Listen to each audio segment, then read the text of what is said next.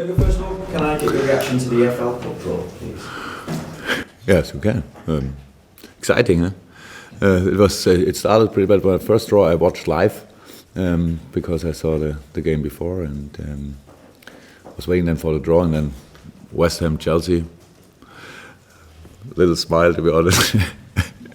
Then Man United, City. Oh, nice. Yeah, and then the smile freezes in my face, because then we got Tottenham, but it's good. So I think it's very, very okay. Since I'm here, it's not obviously not too long, but that's a big boost for the competition. When I came here, I had to explain why we field strong lineups, and now in this competition it looks like, I don't know, like a semi-final or whatever each game, and big opportunity for all the games. Obviously, all the teams. Obviously, they all try to go through. That you could see this with the lineups they brought on the pitch, and so that's pretty exciting. So I'm happy about playing at home. So when we cannot have too many European nights, then let's take what we can get, and it will be fantastic. And so I'm really looking forward to it. When we speak about fielding strong lineups, since the international break, you've won all three, scoring 9 goals with 8 different goal scorers as well. What do you put that down to? And does that give you greater confidence that you can rotate your squad, particularly the forward option? Well, after, around the last international break, I heard that Liverpool usually don't get too many points after international break. So it's you always can take it like you want. And now I don't know what happens after the next international break. Yes. I would say it's not a good moment. That we feel good, we feel strong. But it's that's how it is in football. It's all about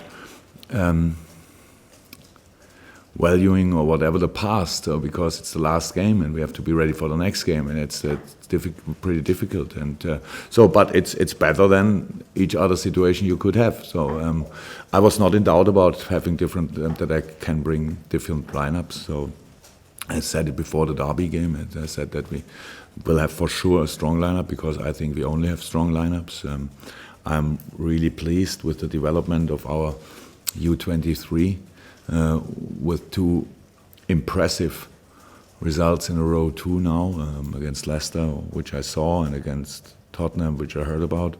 And so we had moments which were not that easy in the past, but now in this moment it's good, and we have to keep it.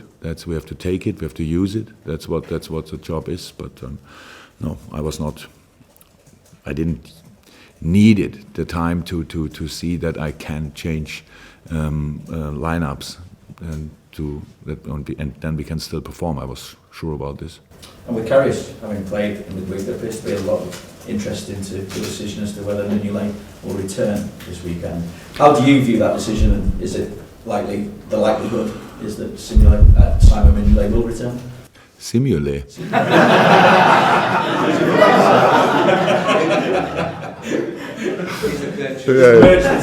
That's good.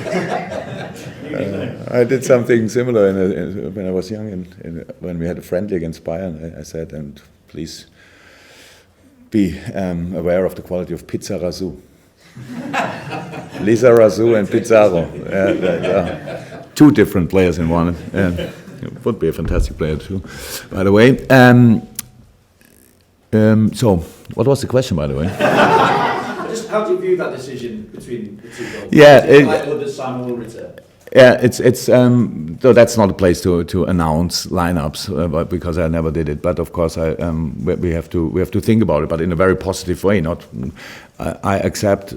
I was never a goalkeeper. My father was a goalkeeper. A little bit experienced with goalkeepers, but it's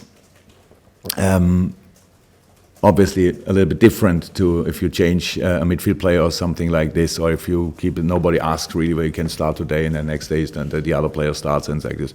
So I know about this, but it's not. It's a decision when I will do it, and I'm not sure that I will do a final decision or whatever for the next game. It doesn't mean that we go like this then through the next 5 years or something, but I can imagine that the view on it's a little bit different, but that's all. It's a decision at very high level because I'm really happy with both of them, and so nothing to say about this here, but. For sure, it's like always. When I decide for the next game, then it's the decision for a player and not against another player. So, but that's always the same. And so, you have to wait and see. Tim? Jurgen, does it feel like something special could happen in Liverpool this season? I felt this when we started with the preseason. But what is special? That's the question. Eh? So, how I said, we feel good. We feel strong. We love to work together. All that's right, but the problem is that there are a lot of very, very good sides outside there, and unfortunately, they all play in the Premier League.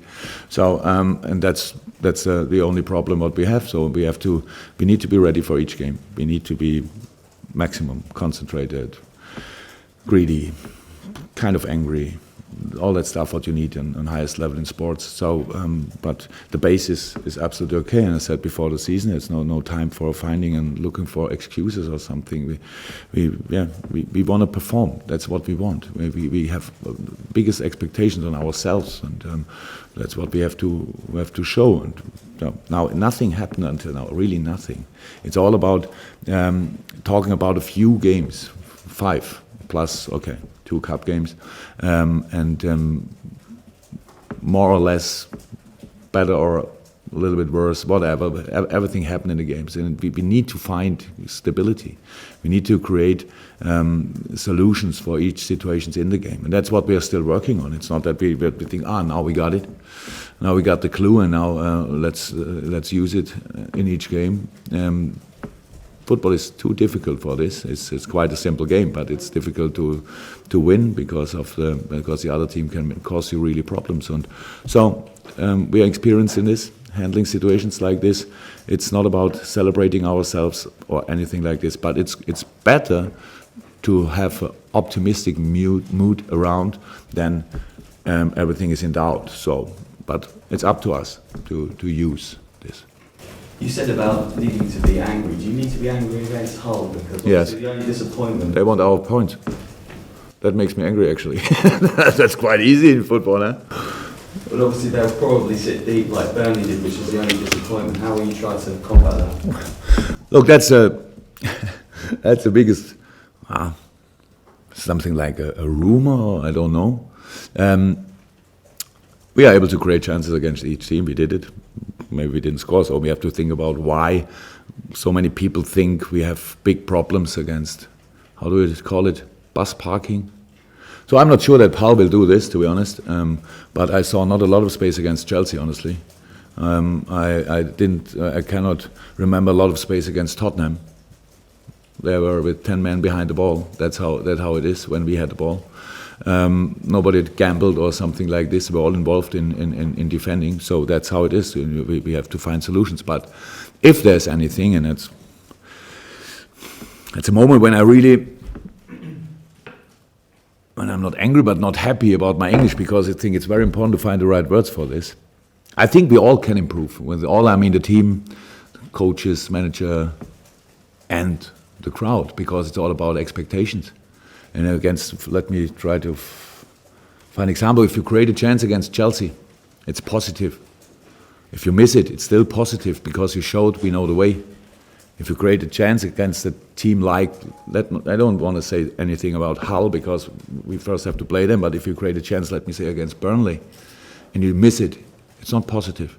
It's negative for everybody. It feels like, oh my God, it should have been a goal, whatever. And that's what we have to learn. We have to take the games like they are. We don't have to value or rate the opponent before the game and say against this it should be easy. No football game is easy. So then it's the question, is it possible to create a most special atmosphere at 3 o'clock Saturday afternoon at Anfield? More special than in each other game. Is it possible? I would say yes. So let's try it. And the atmosphere is too two things. What's very important is the crowd and it's the team. So I can do a lot to bring us in the right mood, but I really would love to see that everybody goes with the right expectation in a game like this and is not disappointed when we miss a chance after 10 minutes and think, oh God, difficult again. It should be easier. Why should it be easier? When we can win against teams which the people think they are stronger than we are, why another team which the people think is weaker than we are shouldn't have the opportunity to win? So it's a process. That's something we have really to learn. We can always talk about the same things. We can always say, but against this team something was wrong. And I can 100% guarantee it's not about the attitude of the players. 100%. It's not that they think, why should we put everything in this game? Why? It's not about this. So let's try to create really an atmosphere which everybody is completely in the performance, in the game, concentrated, is happy about creating moments, happy about creating chances, missing chances and information, not more. It's always only that we can show, yes, we know how we can cause them problems. And if we stay then concentrated, patient, but greedy and direct, then we will have the next one. The more you have, the more likely is it that you use one. That's it. So it's an exciting thing. It's absolutely exciting thing, and Hull is such a wonderful story until now. And with I don't know, I didn't read a lot before the season, but all what I could read about Hull sounds like, oh my God, they are not ready for Premier League, and they are, and they were, because of a very, very experienced coach and a great attitude in the team. So that will be difficult. But if we accept before the game that it's difficult, then we cannot be surprised in the game that it's difficult, and then we can perform, and that's what we should do. Michael? Jurgen, how much of a problem is it for you to solve when the team's playing well as they are now, when you're winning matches as you are now, to keep everybody, all your front players happy when you look at, if you look at Saturday and you've got the options of Lallana, Coutinho, Firmino, Mane, Sturridge, and that's without Ings and without Origi. Trying to, you can't fit them all in clearly. How much of a problem is it for you to solve and for them to understand that some weeks they're in, some weeks they're not? Well, that's not a problem, because if the expectation is that every player has to be maximum happy every day, then I know before the season that I can't do it. That's not possible. But if the player only can be happy if he starts in a game, then it's a player's problem, not mine, because actually we should have accepted much more in the past that it's possible. And you have different jobs to do. You have to perform in the moment when you're on the pitch. You have to perform even on the bench. You have to perform in each training. That's how football is. That's not about one player. That's how football is. And having a... by the way, I've absolutely not the feeling in this moment that it could be a problem for us. Why shouldn't it? If you have one day in the whole season a problem that a few more players are fit than you need, that's not a problem. That's luxury. That's a good thing.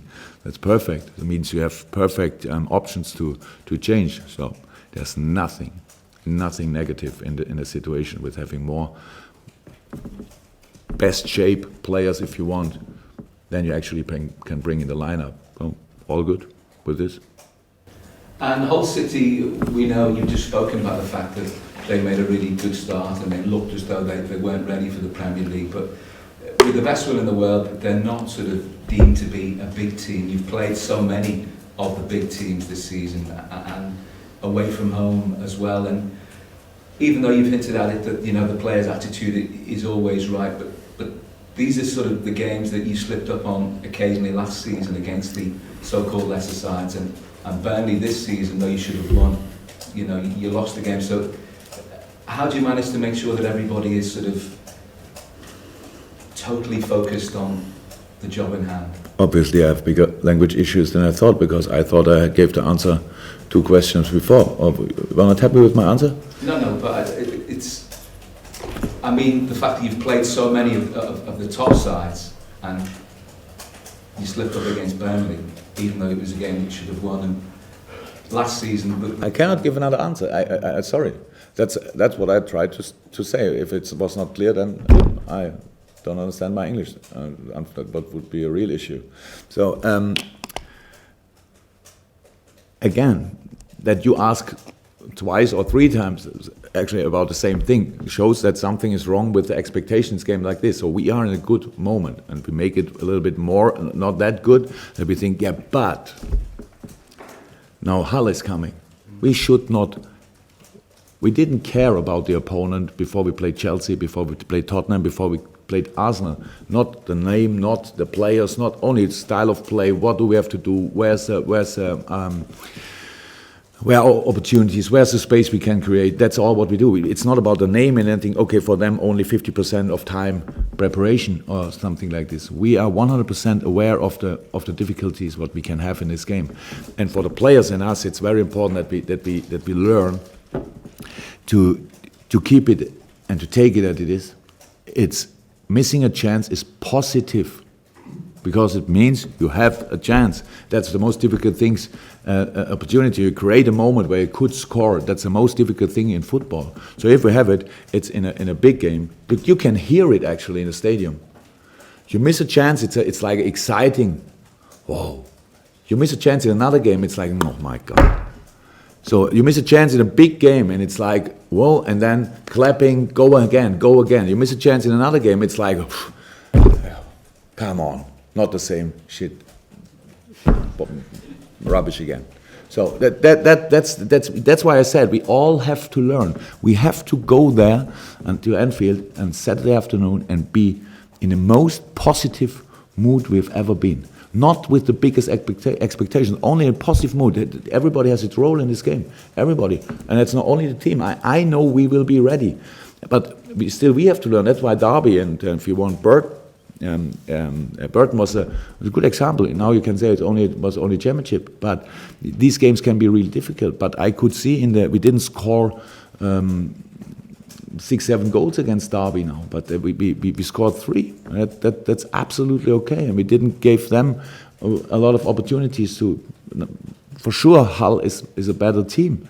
But it's a similar thing. You miss a chance and you stay in the race, you stay patient, you pass again, you create again, you don't lose your nerves and shoot from 45 yards or something. No, you stay in the race. And that's how it works in games where everybody's aware of the problems you can have in a game. In games like this, maybe too many people think it's not allowed to have problems. It should be easy. But all the big teams in the world, wherever they are, they don't win all these games. And again, it's not about Hull. It's about games like bus parking, whatever, teams. And it's not that I say Hull will play like this. But it's all. Then you don't win it all the time 5-6-0. Then Barcelona should win all games 7-8, apart from Atletico and Real maybe. So, and they don't do it. Sometimes it happens for them, but they don't do it because there's always a possibility for all teams to cause you problems, and that's what you have to accept. And I hope that's why I said it's really important for me that everybody understands. The only thing I want to say is that we all have our part, we all have our role to play in the thing. And if something still, when I came here 11 months ago, obviously I said something like, from doubters to believers, I don't need, we already changed, that's good. It's a positive mood in and around the club, that's good. But now we have this, if you want, issue where everybody's talking about, obviously, and thinking about. But come on, we didn't score goals only out of counter attacks. We didn't score goals against Arsenal out of counter attacks. They're very good defending teams. It's not that the top flight teams in the Premier League don't care about defending. They did try to defend with all they have.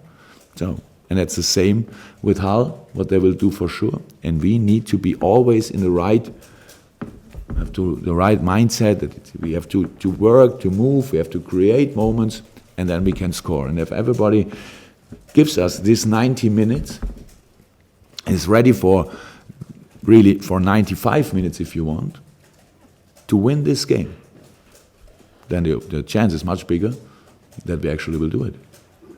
Anything from Radio City? Jurgen, can I just ask how Joe Gomez is doing? Good, but not in team training, but good. I heard something about, I think last week, 3 weeks, so means actually 2 weeks. He's good. Everything what he's doing in the moment he does without problems, so that's good. But yeah, of course, there's a little way to go. Carl? Following on from that, then the players that didn't make the squad for Derby, presume they're okay for the weekend, are they? They've got Adam and Daniel. You just left them out for a rest. Adam and Ginny, which were not in the squad, they will be ready. They trained yesterday completely normal. Daniel made something like a final test yesterday, so had now 3 days or something with not training, should be in training today. And the players from the bench, they had no problems and have no problems, so yeah, all good. Daniel's in training today, does that mean he's available? I know we go through this all the time with you. You know, I have to check. You don't have to, actually. You think you have to. No, you don't have to. Why you have to? Yeah, what was the question? If he's back in training today, does that make him available for the weekend? Yeah, it depends to the training, actually. So it's not only being part of the training, but yes, I think so. But we will see. Yesterday he made, all the other players trained all the time, had a little issue. So Ginny got a knock on his knee.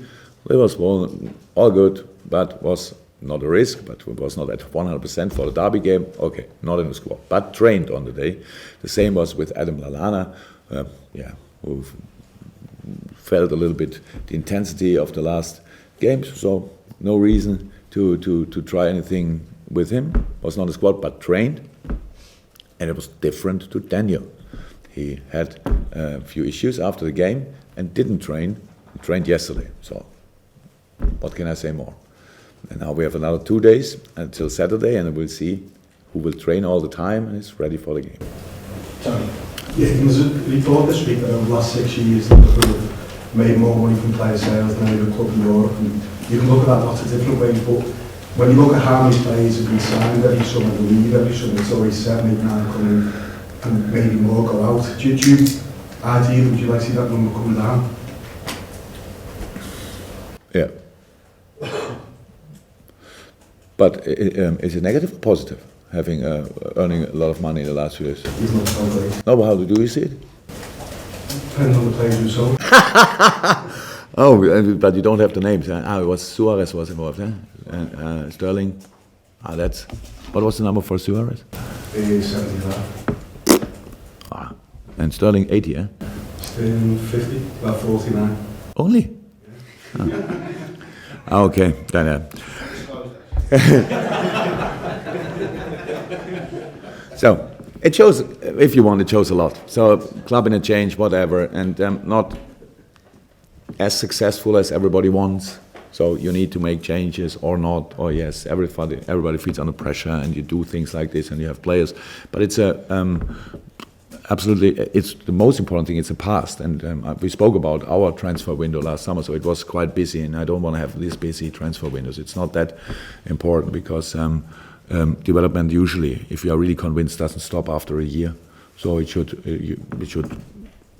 have more time, and I think success all around is about having consistency. The big teams don't change a lot. Successful teams, always the last year or 2 years ago, they don't have to change a lot. I said, Liverpool actually, there's no need to be a selling club. Nobody calls us and say, or forces us and say, come on, sell, we need money. It's all is positive, but it's about finding the right squad, if you want. And I'm not that busy usually in transfer windows that I say we want to give away or sell 5, 6 players. But it was the situation. The squad was quite big, so we need to do a few things, and we brought in the players we wanted to have. How many players actually did we? 6. Yeah, so which we wanted, and if everything is going well, and that's the target, of course, that's what we want. Yeah, then we don't have to buy another 6 next year. So. Then we feel confident with the squad, and we feel that's how it is. It's a sign, of course, that change is sometimes good, but of course, it's not that everybody was 100% happy, obviously, in the last years when we earned this big number of money. But it's positive and not important anymore, because now we are here, and yes, try to bring even in this thing a little bit more consistency in. Final questions in the open is Christian and from Estonia. Yeah, Christian from Estonian Broadcasting.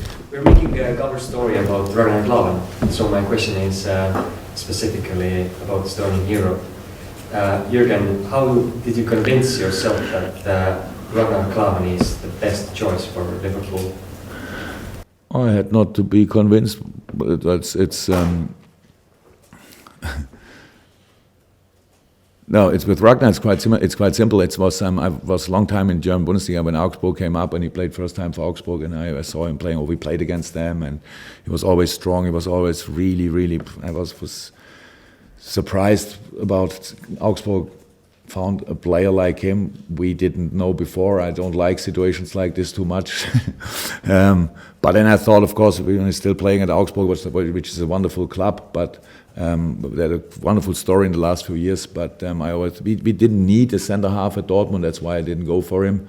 But I was always surprised that when he was staying another year and another year and another year. And so, but how it is when you are in the job and when you don't, when you have no need on this position, then you don't think too much about it. But when I came here and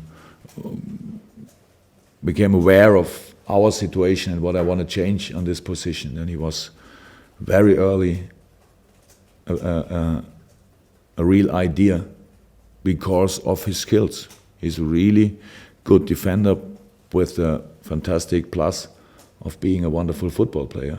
Calm, technical good passing game. So, and with a little issue that he's not 21 anymore, but that's all. Still 4 or 5 great years to go, and that was for us a great opportunity. And when I spoke to him, then obviously I had not to convince him too much. So that's another nice thing. I really like to work together with players. They really want to come, and that was obvious. And I think at the beginning a few people were surprised about the name and all that stuff, because obviously not too much Bundesliga football is watched in England.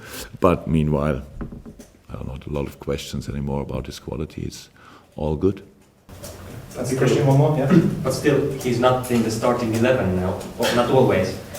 He was injured. Yeah. But from now, what aspects he should improve to? That's not the place to talk about this. Maybe in Estonia, I don't know if you speak about everything, but it's not that I speak about players in the press conference and tell what they have to improve. That's all good. In the moment, I'm absolutely happy. He played really well against Derby.